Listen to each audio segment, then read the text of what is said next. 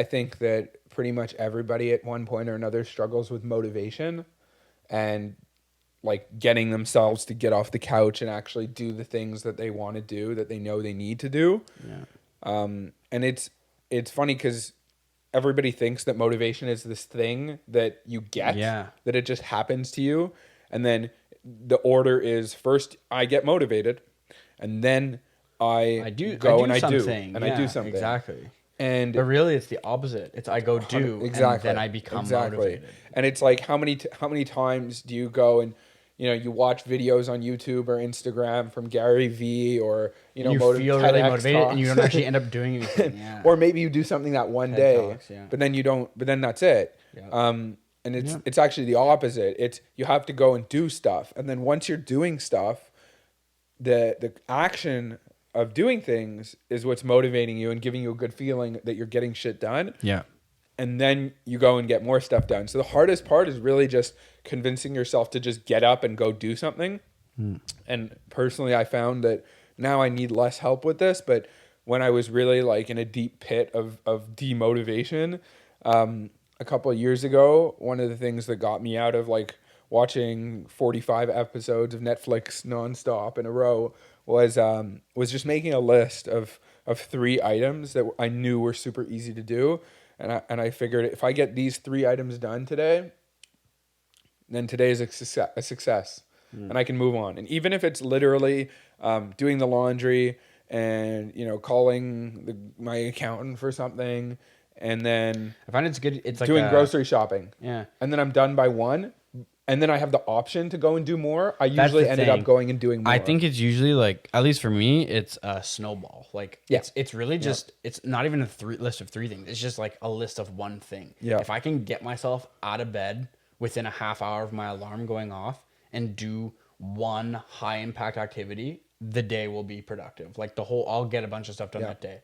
If it's one of those days where like my alarm goes off and I roll over and watch Instagram for like 2 hours and then roll out of bed and make myself coffee and sit and watch Netflix. Yeah. And then like, No, you're done. Once like that, like, happens, it's just the day is shot. And I don't know about you, but like I've found it a lot harder to motivate. I know we said we weren't going to talk about it, but since the COVID, since the lockdown, because generally like what I would do in the off season that would keep me like going and keep me motivated and keep me working is I would wake up every morning and go to the gym first thing.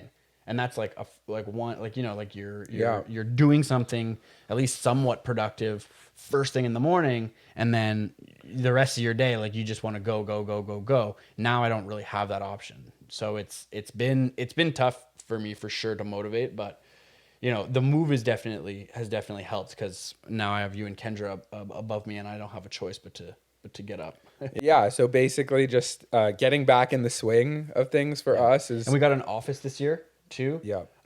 So like getting back in the swing, I think that's going to be a big help, because once we kind of get started and we figure out what we need to do to organize that and get it prepped for the season, like that'll be an easy thing for us to just get up, and I can just go there first thing in the morning and just work for a couple hours on prepping the office. I think the thing that's different about this year as opposed to the other years was that most years when we're off, we have nothing to do and we'd be off. Whereas now, we never really stopped working. Like the business kind of shut down. And then after the business shut down, I just went to working on the renovation nonstop. Yeah. And then helping you move. And then you came here and it's building furniture and finishing the renovation so that we can go work on the office tomorrow. And then once the office is done, it's about hiring people and starting sales up again. So we never really, I mean, I know you stopped for a bit, I think, but even then you're talking about this season? You were always, I mean, I definitely had a nice little break. I mean, I knew I was going to be moving here. So I knew that like I wasn't going to be skiing, which is my other love. Like I love running this business, and I love skiing. It's like a passion of mine that I love to do. So I got in like basically every free day that I had between when I finished my season, when the hills opened basically, and when I moved here, I skied. And then every other day in between that I couldn't ski, I was packing and prepping to move. And now I'm here. So, but like, yeah, I'm just, I'm stoked to get into it, to get into the season, to get the office ready, to get going, to get hiring, to get selling again. Like I'm ready to go, but I know that feeling, and I know that once the rubber hits the road, it is still hard to kind of get the ball rolling a bit. Once it starts rolling, it keeps rolling, but getting it going it takes a few turnovers of the engine, to get it going. I would say our least favorite thing from both of us after doing it for so many years is knocking on doors. I don't think like it definitely has always been our least favorite thing. I don't think it's because we've done it for so long. I think that you can agree, like once you have knocked on your first 3 or 4 doors, it actually is kind of fun and easy. It's just it's always good once you're there. It's just the mental game of getting yourself to like get to that first few doors. It's literally it's getting dressed, going out, getting in your car. The whole time you're going, what's ahead of you. Yeah. It's going to be cold. It's weird because like generally when we're doing it, like I would say probably 99.9% of all the interactions we have are positive. Yeah. Even if they aren't interested in the service. It's not that we don't want to go because we're worried about people shutting us down. We just don't want to go because I don't know. You just don't want to go. I don't know why. No. I would say that I would say almost it is. I would say it's like 99.9% of all the interactions we have are positive, but that 0.01% is weighed so heavily in your brain. You?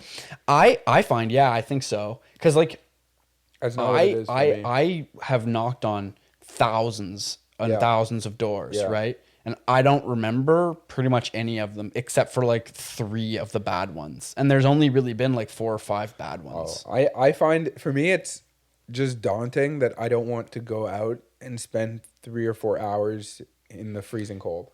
That's really it. Oh, the cold never really bothers me. And it's fine once I'm there and like once I start talking to people and I get in a good flow, like that's honestly the only good thing for me is talking to people. Once you bang out, like every once in a while it happens that you'll book estimates at like 2 or 3 houses in a row. Yeah, that's a high. Then you're on fire. That's a high like no other. Like you're feeling good. You're feeling good. That. I'm excited to experience it in Toronto. I don't want to get my hopes up. Oh, everyone speaks English. It's amazing. that too. That's how I didn't even think of that actually. Oh my god, that really is amazing.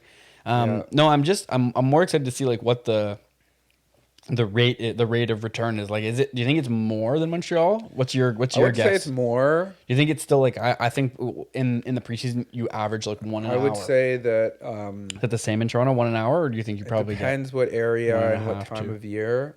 Well, yeah, I mean June you're gonna get everybody. I mean, people are gonna come to you. We don't have to knock in June because we just have so many people calling us. This is just the head start stuff, but I think this year is going to be a lot nicer because we're going to have an infrastructure where we're just the only reason we're going to be knocking on doors is to train other people to knock on doors and get started. Yep. And then once those people are trained, then the business is starting to become so. Just to explain what we're trying to do with our business, rather than just be self-employed and every year like work really hard to make a bunch of money and then do it again every year for the rest of our lives. The goal is to build the company up into something better each year to the point where we are free. Yeah. So there's a very key distinction that I want to make between self-employment and business ownership. So owning a business means that you own a system. You actually have a machine that you can turn on and it runs. And if you walk away from that machine, it's still running, it's still making money, everything is working. But if you're self-employed, which technically can be the same thing, but for the purpose of this argument, it's not, then you own the business and you run it. But it can't function without you being there to make it function. Exactly. So if you want to go on vacation for 6 months, or if you want to do something else, the business stops running. So you're required to be there. So you end up working so much just to oversee it. Now, don't get me wrong. I don't think I've ever seen a successful business that didn't require someone to constantly be on top of it in order for it to grow and build and succeed. At first, well, it's like at least. it's like a machine. The machine analogy that you used, like you can walk away from it, but machines need maintenance. Yeah. So basically, for me at least, I don't. You can share after I finish, but my goal for Shine is I'm not at all interested in window cleaning. I don't have any interest in that. I don't really like it, to be honest. I'm more fascinated I've always been fascinated, almost like a mechanical engineer would be with machines. I love looking at the mechanics of businesses and understanding how they function and why they work the way they do and what makes them tick. And so for me, my goal at the beginning of Shine was to build it for 2 or 3 years and then leave it and then let it run and go run another business. How's that 2 or 3 years going? Well, what I discovered after my first year I thought it was going to take 5 to 10. Well, not really. What I discovered was that the potential was a lot bigger than I thought it would be. I thought we would do, maybe we would cap out at like a couple $1 million, and then it would just. I think my number was 3. Yeah. I thought we'd hit $3 million in revenue in like 3 or 4 years, and then we wouldn't be able to grow anymore. Like it wouldn't make sense anymore to grow because it just wouldn't be worth it. And then I would go and run another business because I would get bored. But the fact of the matter is that's not at all how it ended up being. After our first year, I realized that we had a massive potential. And last year, we absolutely blew our targets out of the water. And every year, I'm finding that we have to deconstruct and tear down our entire system of how we do things and then basically rebuild a new rule book for the company on how we do things, because we can't continue to do things the old way in order to... If we want to make it to the next level, you can't do... Yeah, so it's almost like I'm starting a new business every year, which is really cool because I'm actually growing the same one. So I still have a goal within... Now I have 2 years left. So within the next 2 years to make it so that I am not really needed in the business and that I can go and run another business. But to have that power of that option to be there if I want to help it grow or to leave, just would make me feel incredible, as opposed to having if I don't show up to work, then everything collapses. Things don't happen. Yeah. So that's, I don't think you've ever shared with me your goal for it. The thing that I love about business and being involved in this one and all businesses and working is just people. I really like working with people. I like employing people. I like clients. I like doing sales. Like I just really like live off of that. It's weird because I'm an extrovert for sure. I definitely get tired of other people after a while, but like I really need that. Like I learned at a young age. Like I don't know if you remember. Like I worked at a startup. I was doing programming for a year. Yeah, Share the Bus, and like that experience was incredible because there was a time then when I thought I wanted to work with computers and do that kind of thing, like software development and all that. And after working there for a couple months, I was like, this is the opposite of what I want to be doing. And that's when I totally shifted and went the other direction. And I was like, I need to do something that involves people. I need to be constantly like talking to people and building relationships and that kind of thing. So that's the kind of business that I really like. So for me, in Shine, like working like the production side of it and like the summer and having the employees and like building that like the culture and stuff like that, which I think we're actually going to get into a little bit, culture and our ideas for that in this episode. But like building that and working on the culture and having that is like, I would really love that. My other goal is to be able to essentially have my whole winters off, because I'd love to be able to pursue like big mountain skiing on a higher level, which until now, like I lived a year in BC, so I was able to kind of see some of the big mountains and see what's possible out there. Just imagine in like 2 years from now, if you take like 2 months off and you're just going like heli skiing. That's it. Hey everybody, this is Patrick, just checking in quickly after the episode to say thank you so much for listening or watching. We really appreciate it. We've got some super cool interviews lined up in the near future. We're very excited about them, and we think they're going to bring a lot of value to a lot of people. So make sure that you subscribe on your platform of choice. We are officially available on all major podcasting platforms and on YouTube. So make sure you subscribe there and stay tuned for more. We'll see you next time.